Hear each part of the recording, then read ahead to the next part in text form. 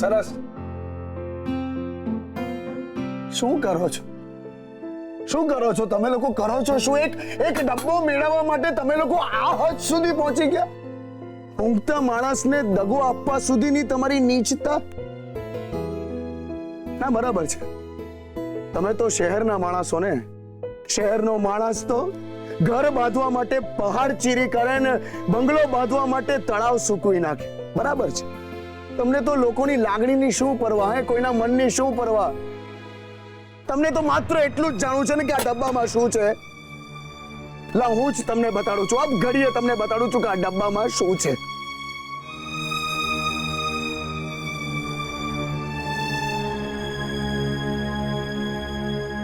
જુઓ,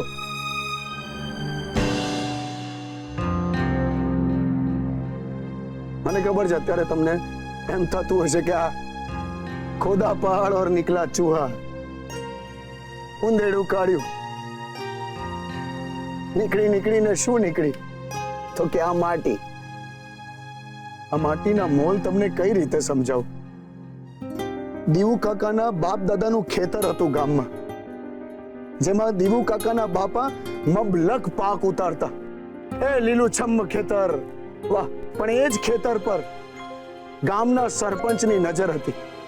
એને ફોસલાવી પટાવીને દીવુ કાકાના બાપા પાસેથી એ ખેતર છીનવી લીધું.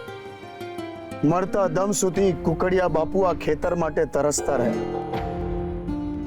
કોર્ટ કચેરીના કેસ, આ તે દોડધામ, અને જ્યારે ઉપરવાળાનું તેડું આવ્યું ત્યારે છેલ્લી ઘડીએ મારા દાદાજી દલપત બાપુને એમ કહેતા ગયા કે દલુ, કોઈ પણ કિંમતે આ ખેતર તો પાછું લેવું જ છે.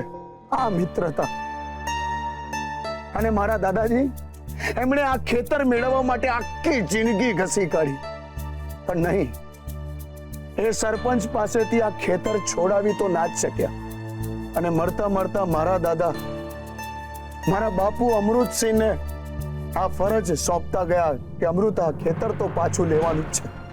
મારા બાપુ પણ મંડી પડ્યા. એમણે પણ જી તોડ મહેનત કરી, પણ શું, કોની સામે લડતા હતા? સરપંચ. એનો તો શું મોભો!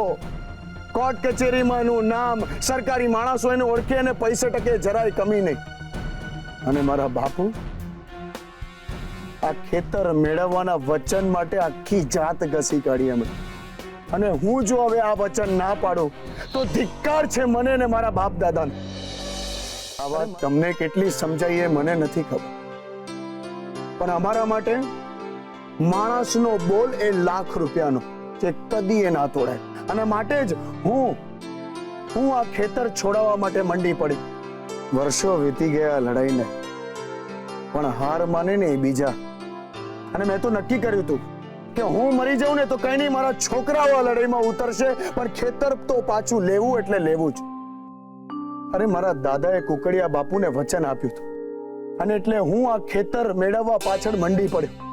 બસ આજ મારી ફરજ ને આજ મારો ધર્મ. આટલા વર્ષોની એક ધારી મહેનતનું જાણે ફળ મળતું હોય ને એમ કોર્ટે માણસાઈને હોકારો આપ્યો, અને આપણને ખેતર મળી ગયું કાકા. છેક હમણાં હું અહીંયા આવવા નીકળ્યો ને એના થોડા દી પહેલા જ. અને આ જુઓ, આ એ જ ખેતરની માટી છે કાકા.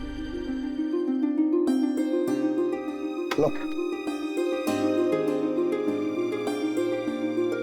સંદીપ, જા અંદરથી મારું પોટલું લાકડી પાઘડી લેતો આય જા. આજો, આજે આ માટી એના ખરા માલિક સુધી પહોંચી ગઈ. હા, આ માટી તો, હા કાકા, આ એ જ માટી છે જે દગાથી છીનવાઈ ગઈ હતી. હા, પણ દોસ્તીથી પાછી આવી ગઈ તમારા કબજામાં. લો કાકા.